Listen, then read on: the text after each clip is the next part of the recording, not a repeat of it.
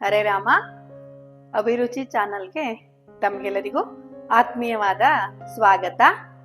ಇವತ್ತು ನಾನು ನಿಮಗೆ ನಮ್ಮ ಕಿಚನ್ ಇಂದ ಒಂದು ರುಚಿಯಾದ ಸೌತೆಕಾಯಿ ಕರೆಯನ್ನ ಮಾಡೋದು ಹೇಗೆ ಅಂತ ತೋರಿಸ್ಕೊಡ್ತೀನಿ. ನಮ್ಮ ಮನೆಯಲ್ಲೇ ನಾವು ಬೆಳೆದಿರೋ ಅಂತ ಸೌತೆಕಾಯಿ ಇದೆ ನೋಡಿ. ಈ ಸೌತೆಕಾಯಿನಿಂದ ರುಚಿಯಾಗಿರುವಂತ ಸೌತೆಕಾಯಿ ಸೇವು ಕರೆ ಅಂತ ಹೇಳ್ತೀವಿ ನಾವು. ತುಂಬಾ ರುಚಿಯಾಗಿರುತ್ತೆ. ಅದನ್ನ ಮಾಡೋದನ್ನ ಹೇಗೆ ಅಂತ ತೋರಿಸ್ತೀನಿ ನೋಡಿ. ಉಪ್ಪು, ಈಗ ಸೌತೆಕಾಯಿ ಏನೇನ್ ಹಾಕೋತೀನಿ ನಾನು ಅದಕ್ಕೆ ಅಂತ ತೋರಿಸ್ತಿದೀನಿ. ಉಪ್ಪು ಮೆಣಸು ಅಂದ ತಕ್ಷಣ ಸೌತೆಕಾಯಿಗೆ ಬಾಯಲ್ಲಿ ನೀರ್ ಬರುತ್ತೆ ಅಲ್ವಾ? ಆದ್ರೆ ಇದು ಉಪ್ಪು ಖಾರ ಅಲ್ಲ, ಬೆಳೆದಿದೆ ಇದು ಸೌತೆಕಾಯಿ. ಅದನ್ನ ನಾವು ಮಳೆಗಾಲದಲ್ಲಿ ಬೆಳ್ಕೊಂಡು ವರ್ಷಾನ್ಗಟ್ಲೆ ಇಟ್ಕೊಂಡು ಅದರಿಂದ ಅಡುಗೆಯಲ್ಲೆಲ್ಲ ಉಪಯೋಗಿಸ್ತೀವಿ. ದೋಸೆ, ರೊಟ್ಟಿ, ಈ ರೀತಿ ಸೌತೆಕಾಯಿ ಕರೆ ಹಾಗೂ ಬೇರೆ ಬೇರೆ ಅಡುಗೆನೆಲ್ಲ ಅದ್ರ ರೆಸಿಪಿನೆಲ್ಲ ಮಾಡ್ಕೋತೀವಿ. ಇವತ್ತು ನಾನು ಸೌತೆಕಾಯಿ ಕರೆಯನ್ನು ತೋರಿಸ್ತೀನಿ. ಉಪ್ಪು, ಮೆಣಸು, ಕೊತ್ತಂಬರಿ ಮತ್ತೆ ಜೀರಿಗೆ, ಆಮೇಲೆ ಅಕ್ಕಿ ಹಿಟ್ಟು. ಸೇವು ಅಂತಂದ್ರೆ ಸಾಮಾನ್ಯ ಕಡಲೆ ಹಿಟ್ಟುನು ಎಲ್ಲ ಬಳಸ್ತೀವಿ. ಇದು ಸೌತೆಕಾಯಿ ಕರೆಗೆ ಬಳಸೋದು ಅಕ್ಕಿ ಹಿಟ್ಟು. ಆಮೇಲೆ ಕರಿಯೋಕ್ಕೆ ಎಣ್ಣೆ. ಇದಿಷ್ಟು ಬೇಕಾಗೋ ಸಾಮಗ್ರಿ. ಈಗ ನಾವು ಸೌತೆಕಾಯಿ ಕರೆಯನ್ನ ಹೇಗೆ ಮಾಡೋದು ಅಂತ ನೋಡೋಣ. ಈಗ ನಾನು ಸೌತೆಕಾಯಿನ ಹೆಚ್ಕೋತಾ ಇದ್ದೀನಿ. ಹೆಚ್ಕೊಂಡು ಒಂದಾದ ನಂತರ ಒಂದು ಸ್ಟೆಪ್ ಹೇಗೆ ಮಾಡೋದು ಅಂತ ತೋರಿಸ್ಕೊಡ್ತೀನಿ. ಬನ್ನಿ ಇವಾಗ ಸೌತೆಕಾಯನ್ನ ಹೆಚ್ಕೊಳ್ಳೋಣ. ನೋಡಿ, ಈ ರೀತಿ ಸೌತೆಕಾಯಿನ ಹೆಚ್ಕೋಬೇಕು. ಇದು ಕೆಂಪು ತಿರುಳಿನ ಸೌತೆಕಾಯಿ.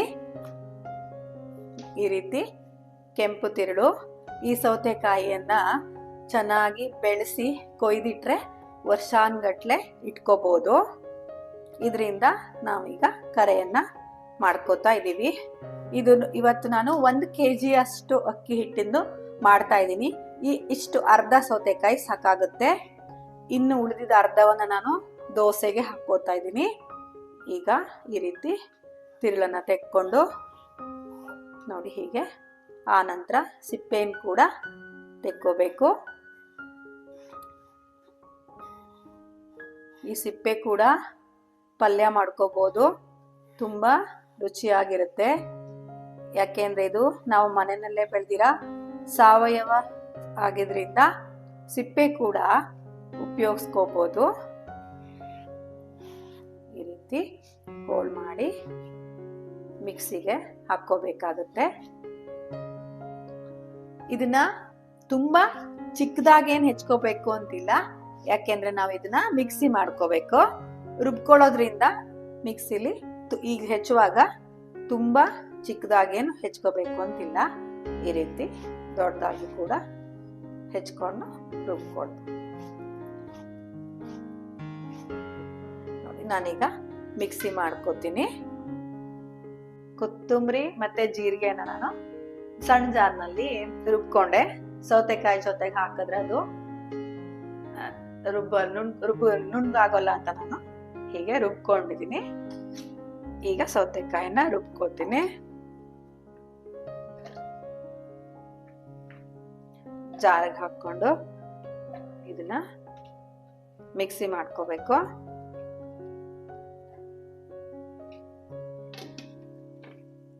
ಸೌತೆಕಾಯಿನಲ್ಲೇ ನೀರಿರೋದ್ರಿಂದ ಎಕ್ಸ್ಟ್ರಾ ನೀರೇನ್ ಬೇಕಾಗಲ್ಲ.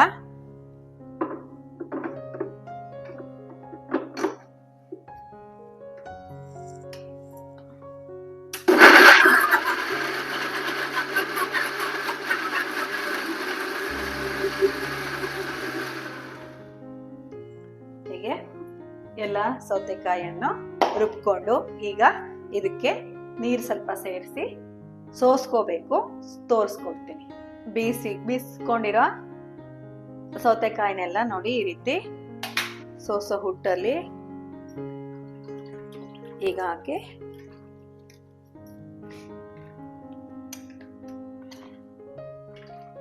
ಸೋಸಿ ನೀರಷ್ಟೇ ತಗೋಬೇಕು.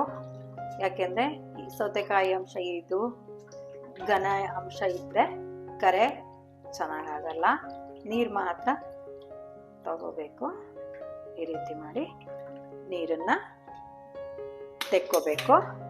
ನೋಡಿ, ಈಗ 2 ಲೋಟ ಆಗೋಷ್ಟು ನೀರು ಸಿಕ್ಕಿದೆ. ಈಗ ನಾನು 1 kg ಹಿಟ್ಟನ್ನ ಕರೆ ಮಾಡ್ಕೋತಾ ಇದ್ದೀನಿ.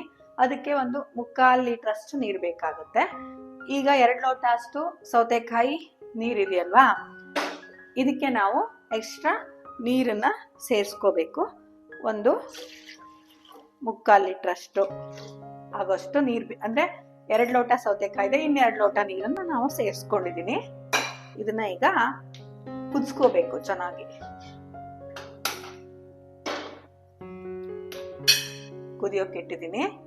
ಅದಕ್ಕೆ ಈಗ ನಾವು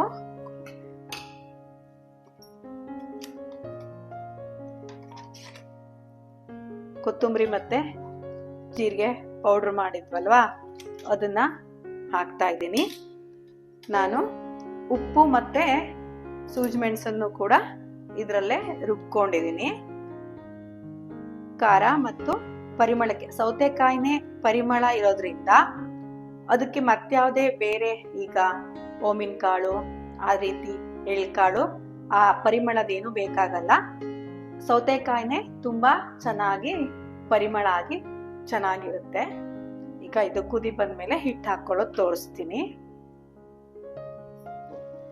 ಇವಾಗ ಕುದಿ ಬರ್ತಾ ಇದೆ. ನಾನು ಅದಕ್ಕೆ ಈಗ ಸ್ವಲ್ಪ 1 ಸ್ಪೂನಷ್ಟು ಬೆಣ್ಣೆಯನ್ನ ಹಾಕೋತಾ ಇದ್ದೀನಿ. ಬೆಣ್ಣೆ ಹಾಕೋದ್ರಿಂದ ಅದು ಸಪೂರ ಆಗುತ್ತೆ, ಅಂದ್ರೆ ತುಂಬಾ ಗರಿಗರಿಯಾಗಿ ಚೆನ್ನಾಗಾಗುತ್ತೆ. ಅದ್ರ ಜೊತೆಗೆ ನಾನು ಸ್ವಲ್ಪ ಅರಿಶಿನ ಪುಡಿಯನ್ನ ಸೇರಿಸ್ಕೊತೀನಿ. ಅದು ಒಳ್ಳೆ ಕಲರ್ ಕೊಡುತ್ತೆ ಅದಕ್ಕೆ. ನೋಡಿ, ಲಾಸ್ಟ್ ಕೊನೆ ಹಂತದಲ್ಲಿ ಸ್ವಲ್ಪ ಅರಿಶಿನ ಪುಡಿಯನ್ನ ಸೇರಿಸ್ಕೊತಾ ಇದ್ದೀನಿ. ನೋಡಿ, ಕಲರ್ ಬಂತು ಚೆನ್ನಾಗಿ. ಹಳದಿ ಕಲರು, ಅರಿಶಿನ ಕಲರ್ ಕೊಡುತ್ತೆ, ಜೊತೆಗೆ ಆರೋಗ್ಯಕ್ಕೂ ಕೂಡ ಒಳ್ಳೇದು. ಅರಿಶಿನ ಪುಡಿಯನ್ನ ಹಾಕಿದ್ದೀನಿ. ಈಗ ಹಿಟ್ಟನ್ನ ಹಾಕೊಳ್ಳೋಣ.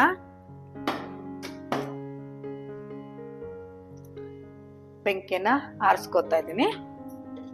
ಈಗ ಇದಕ್ಕೆ ಹಿಟ್ಟನ್ನ ಹಾಕೋತಾ ಇದ್ದೀನಿ.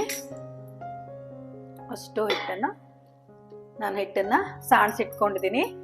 ಹಿಟ್ಟಿನಲ್ಲಿ ಏನಾದ್ರು ಅಕ್ಕಿ ಎಲ್ಲ ಇಟ್ಬಿಟ್ಟಿದ್ರೆ ಅದು ಆಮೇಲೆ ಕರಿಯುವಾಗ ಹೊಟ್ಟುತ್ತೆ, ಹಾಗಾಗಿ ಡಬ್ಬಂತ ಹೊಟ್ಕೊಳುತ್ತೆ.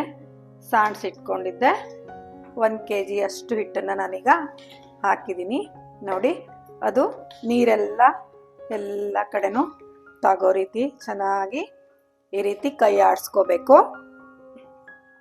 ಬಿಸಿಯಾದ ನೀರಲ್ಲಿ ಹಿಟ್ಟು ಬೆಂದ ಹಾಗೆ ಆಗುತ್ತೆ.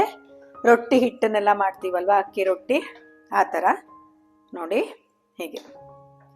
ಹೀಗೆ ನೀರು ಹಿಟ್ಟಿಗೆಲ್ಲ ಚೆನ್ನಾಗಿ ಸೇರ್ಕೊಂಡ್ಮೇಲೆ ನಾವು ಅದನ್ನ 5 ನಿಮಿಷ ಮುಚ್ಚಿಟ್ಕೋಬೇಕು.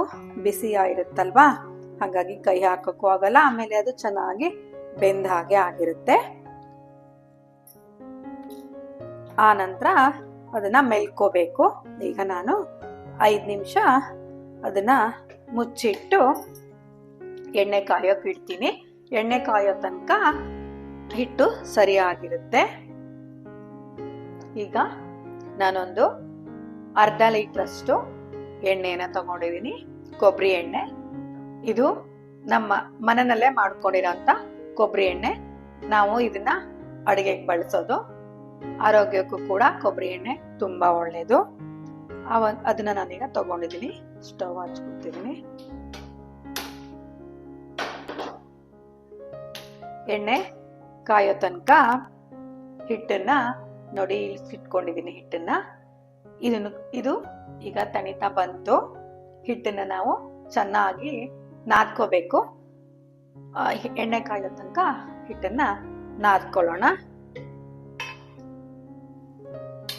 ಈ ರೀತಿ ಹಿಟ್ಟನ್ನ ನಾದ್ಕೋಬೇಕು. ಇವಾಗ ನೋಡಿ, ಹಿಟ್ಟನ್ನ ಚೆನ್ನಾಗಿ ಒಂದು ಮುದ್ದೆ ತರ ಮಾಡ್ಕೊಂಡಿದೀನಿ. ಈ ಒಂದು ಮುದ್ದೆನ ಈಗ ನಾವು ಸಣ್ಣ ಸಣ್ಣ ಉಂಡೆ ಮಾಡ್ಕೊಂಡ್ರು ಶಾವ್ಗೆ ಮುಟ್ಟು ಚಕ್ಲಿ ಮುಟ್ಟಿರುತ್ತಲ್ವಾ, ಅದರಲ್ಲಿ ಶಾವ್ಗೆ ಮಾಡೋ ಒಂದು ಇದರಲ್ಲಿ ನಾವು ಹಾಕೊಂಡು ಈ ಒಂದು ಸೇವನ್ನ ಒತ್ಕೋಬೇಕಾಗುತ್ತೆ. ಅದರಲ್ಲಿ ಹಾಕೋಕೆ ಸರಿಯಾಗೋ ರೀತಿ ನಾನು ಈಗ ಉಂಡೆಯನ್ನ ಈ ರೀತಿ ನೋಡಿ ಮಾಡ್ಕೋತೀನಿ. ಈ ರೀತಿ ಉಂಡೆ ಮಾಡ್ಕೊಂಡು ಶಾವ್ಗೆ ಮುಟ್ಟಿನಲ್ಲಿ ಹಾಕಿ ನಾವು ಬಾಣಲಿಗೆ ಒತ್ಕೋಬೇಕು. ಈಗ ಹಾಕಿ ತೋರಿಸ್ತೀನಿ ನೋಡಿ. ಈ ರೀತಿ ಮೆಲ್ದು ಉಂಡೆ ಮಾಡ್ಕೊಂಡಿರೋ ಹಿಟ್ಟನ್ನ ನಾನು ಈಗ ಈ ರೀತಿ ಶಾವ್ಗೆ ಮುಟ್ಟಿನಲ್ಲಿ ತುಂಬಿಕೊಂಡಿದ್ದೀನಿ. ತುಂಬಾ ತುಂಬಿಕೊಳ್ಬೇಕು. ಆನಂತರ ಅದನ್ನ ಮುಚ್ಚಳ ಹಾಕೋಬೇಕು.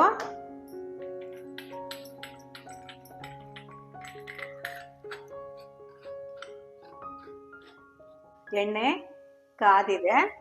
ಈಗ ನಾನು ಇದನ್ನ ಒತ್ಕೋತಾ ಇದ್ದೀನಿ.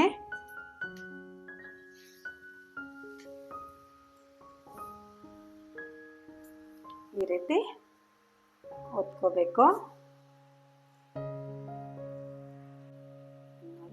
ಇದನ್ನ ಸಣ್ಣ ಊರಿನಲ್ಲಿ ಬೇಯಿಸ್ಕೊಂಡು ಕ್ರಿಸ್ಪಿ ಆಗೋವರೆಗೂ ಒಂದು 5 ನಿಮಿಷಗಳ ಕಾಲ ಬೇಯಿಸ್ಕೊಳ್ಬೇಕು. ಅದು ಗೊತ್ತಾಗುತ್ತೆ ಬೆಂದಾದ್ಮೇಲೆ ಸ್ವಲ್ಪ ಗೋಲ್ಡನ್ ಕಲರ್ ಬರುತ್ತೆ. ಬರೋವರೆಗೂ ಈ ರೀತಿ ಬೇಯಿಸ್ಕೋಬೇಕು. ನೋಡಿ ಎಷ್ಟು ಚೆನ್ನಾಗಿ ಗೋಲ್ಡನ್ ಕಲರ್ ಬಂದಿದೆ. ಈಗ ಇದು ಸರಿಯಾಗಿ ಬೆಂದಿದೆ ಅಂತ ಅರ್ಥ. ಈ ಕಲರ್ ಬಂದಿದ್ರೆ ಈಗ ನಾವು ಇದನ್ನ ತೆಗೆದು ಎಣ್ಣೆ ಬಸಿಯಕ್ಕೆ ಹಾಕೋಬೇಕು. ಇದೇ ರೀತಿ ಪೂರ್ತಿ ಹಿಟ್ಟನ್ನು ನಾವು ಮಾಡ್ಕೋಬೇಕು. ನೋಡಿ, ಒಂದು 10 ನಿಮಿಷ ಎಣ್ಣೆ ಬಸಿಯಕ್ಕೆ ಇಡಬೇಕು. ಅದೇನ್ ಜಾಸ್ತಿ ಎಣ್ಣೆ ಕುಡ್ದಿರಲ್ಲ, ಆದ್ರೂ ಇದ್ದಿರೋ ಎಣ್ಣೆ ಬಸಿಯೋಕೆ ಇಟ್ಕೊಂಡು ಆಮೇಲೆ ಅದನ್ನ ಮುರ್ಕೋಬೇಕು. ನಾನು ತೋರಿಸ್ತೀನಿ ನೋಡಿ. ಈಗ ಗರಿಗರಿಯಾಗಿರುವ ಸೌತೆಕಾಯಿ ಕರೆ ಅಥವಾ ಸೌತೆಕಾಯಿ ಸೇವು ತಿನ್ನಕ್ಕೆ ರೆಡಿ ಆಗಿದೆ. ಇದು ಈಗಂತೂ ಚಳಿಗಾಲ, ಸಂಜೆ ಕಾಫಿ ಟೈಮ್ನಲ್ಲಿ ಅಥವಾ ಕಾಫಿ ಟೀ ಕುಡಿಯುವಾಗ ಅದ್ರ ಜೊತೆಗೆ ತಿನ್ನಕ್ಕೆ ತುಂಬಾ ರುಚಿಯಾಗಿರುತ್ತೆ. ನೋಡಿ, ಈ ರೀತಿ ಇದನ್ನ ಹೀಗೆ ಡಬ್ಬ ತುಂಬಿಟ್ಕೊಳಕ್ ಬರಲ್ಲ. ಈ ಗರಿಗರಿ ಆಗಿರೋದನ್ನ ಈ ರೀತಿ ಹುರ್ಕೋಬೇಕು. ನೋಡಿ, ಗರಿಗರಿ ಆಗಿದೆ ಎಷ್ಟು. ಈ ರೀತಿ ಮುರಿದು ನಾವು ಅದನ್ನ ಗಾಳಿ ಆಡದೆ ಇರೋ ತರ ಡಬ್ಬದಲ್ಲಿ ತುಂಬಿಟ್ಕೊಂಡ್ರೆ 1 ತಿಂಗಳನ್ಗಟ್ಲೆ ಇದನ್ನ ತಿಂಗಳವರೆಗೂ ಕೂಡ ಅದು ಚೆನ್ನಾಗೇ ಇರುತ್ತೆ. ದಿನ ನಾವು ತಿನ್ಬೋದು. ಎಲ್ಲದನ್ನು ಈ ರೀತಿ ಮುರ್ಕೊಂಡು ಒಂದು ಡಬ್ಬದಲ್ಲಿ ಹಾಕಿಟ್ಕೊಂಡ್ರೆ ತಿನ್ನಕ್ಕೆ ತುಂಬಾ ಚೆನ್ನಾಗಿರುತ್ತೆ. ಮನೆಯಲ್ಲೇ ನಾವೇ ಮಾಡ್ಕೊಂಡಿರೋ ಆಹಾರಗಳು ನಮ್ಗೆ ಆರೋಗ್ಯಕ್ಕೆ ಒಳ್ಳೆಯದು ಕೂಡ ಆಗಿರುತ್ತೆ. ಆಮೇಲೆ ತುಂಬಾ ರುಚಿಯಾಗೂ ಕೂಡ ಇರುತ್ತೆ. ಇಲ್ಲಿವರೆಗೂ ಅಭಿರುಚಿ ಚಾನೆಲ್ನ ವೀಕ್ಷಣೆ ಮಾಡಿದ ತಮಗೆಲ್ಲರಿಗೂ ಧನ್ಯವಾದಗಳು.